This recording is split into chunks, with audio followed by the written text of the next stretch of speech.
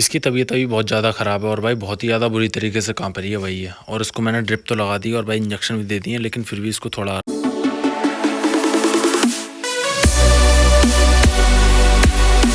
Hello friends, welcome to my YouTube channel. तो भाई आज के अपने ब्लॉग की स्टार्टिंग करते हैं भाई इस फीमेल डॉग से।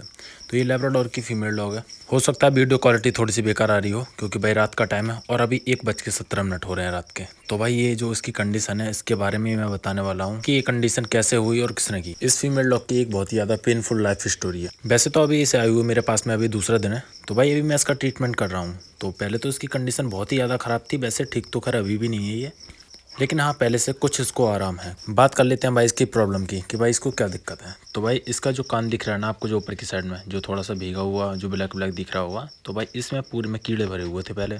और इसका कान अंदर की साइड से पूरा कीड़ों ने खा भी लिया है और उसमें होल कर लिया अंदर की साइड से। तो जो भाई इसका दिमाग है ना, जो उसको सिर होता है, तो भाई सिर में इसके होल कर लिए हैं पूरी तरीके से, जो कि आर पार भी हो गए हैं। उसके कीड़े 3 जगह पे हो रहे थे। एक भाई कान पे हो रहे थे, और भाई कान पे कुछ ज़्यादा हो रहे थे, और दूसरा इसके मुंह पे जो नीचे का जो जबड़ा था उसी जगह पे, और तीसरा इसके अगले पैर के पंजे में। तो इन तीनों जगह काफ़ी ज़्यादा कीड़े थे और उन्होंने होल भी कर रखे थे अपने, और काफ़ी ज़्यादा जख्मी था और ब्लडिंग भी हो रही थी इसके, और साथ ही इसके काफ़ी ज़्यादा दर्द भी था, चल फिर भी नहीं पा रही थी ये। इसके कीड़ों का ट्रीटमेंट करना कोई मेरे लिए ज़्यादा बड़ी बात नहीं थी, क्योंकि मैंने इससे पहले भी काफ़ी ज़्यादा केसेस देखे हैं और जो मैंने मतलब उनका ट्रीटमेंट भी किया और वो ठीक भी हो जाते हैं। लेकिन भाई इसको कोई और भी प्रॉब्लम है इससे हट के।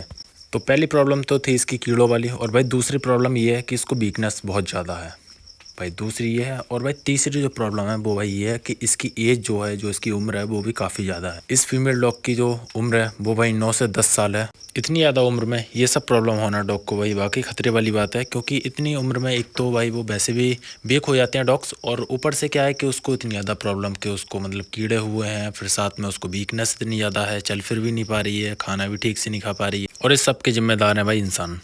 तो भाई खास करके वो इंसान जो कि भाई डॉग ब्रीडर है। तो डॉग ब्रीडर भी यानी कि जो 80% है, खास करके वो, क्योंकि भाई 20% अभी भी ठीक है, गलत नहीं है, लेकिन जो 80% भाई जो डॉग ब्रीडर है, उन्होंने भाई इनकी ऐसी कंडीशन कर दी है कि भाई बस मैं क्या ही बोलूँ, उनके लिए मेरे पास में कोई ऐसे शब्द नहीं है। उन 80% ब्रीडर का भाई बस एक ही टारगेट रहता है कि भाई डॉग को पालो, पहले फीमेल डॉग को, उसे मतलब थोड़ा सा बड़ा करो। 9 से 10 महीने की जब वो एज में आ जाती है तो उसकी फर्स्ट हीट आती है, उस टाइम पे फर्स्ट हीट साइकिल 9-10 महीने की एज से लेकर 9-10 साल तक का जो भाई बीच का जो प्रोसेस है, वो वाकई भाई पेनफुल है डॉग्स के लिए। और डॉग्स की ही क्या, बल्कि उन सभी जानवरों की जो कि भाई ऐसे गलत लोगों के बीच में है। अभी तो भाई ब्रूनो भी हमें दिख रहा, और वैसे भाई ब्रूनो को ना आज थोड़ा सा मतलब कुछ ज़्यादा ही दुख हो गया, क्योंकि भाई इसकी चारपाई भाई रॉक्सी ने पूरी तरीके से बेकार कर दिया आज, और भाई वो वैसे नाराज होकर बैठा हुआ है, लेकिन फिर वो फिर भी हमारी बातें सुन रहा है।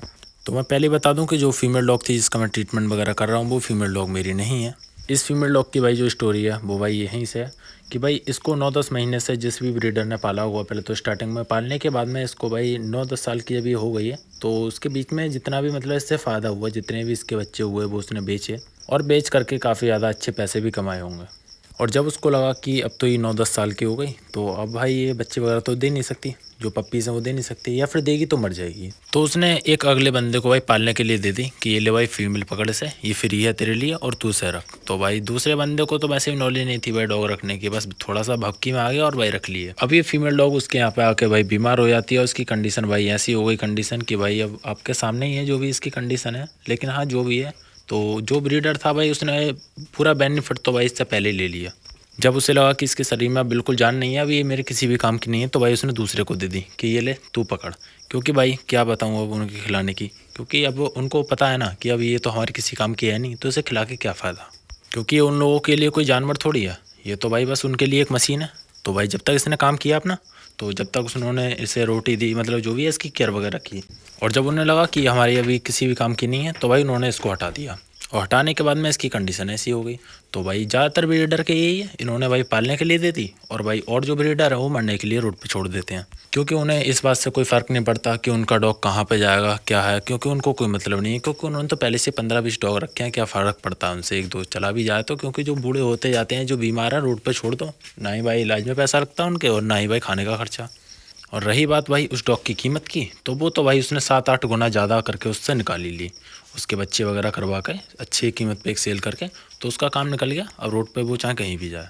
तो भाई यही कंडीशन है भाई इस वाले फीमेल डॉग की भी ऐसी ही। तो भाई अभी तो ये मेरे पास में है, तो भाई काफ़ी ज़्यादा कोशिश कर रहा हूँ कि ये ठीक हो जाए, क्योंकि अभी उस डॉग के मैंने ड्रिप भी लगाई थी और उसको दवाई भी दी है। और भाई जब मैं रात में ट्रीटमेंट कर रहा हूँ तो भाई मैं अभी काफ़ी ज़्यादा दूर से आया हुआ था, क्योंकि मैं घर पे नहीं था, मैं बाहर ही गया हुआ था और मैं आने में भी थोड़ा लेट हो गया। तो इसी वजह से भाई रात में ड्रिप लगानी पड़ी इसकी इमरजेंसी में, और वरना तो भाई ये ख़त्म हो ही जाती। इसके कोई ऐसे चांसेस थे नहीं कि ये बच पाए। तो अभी इसको ड्रिप लगा दिए तो हाँ थोड़ा सा उठ तो रही है ये और थोड़ा लड़खड़ा के चल रही है।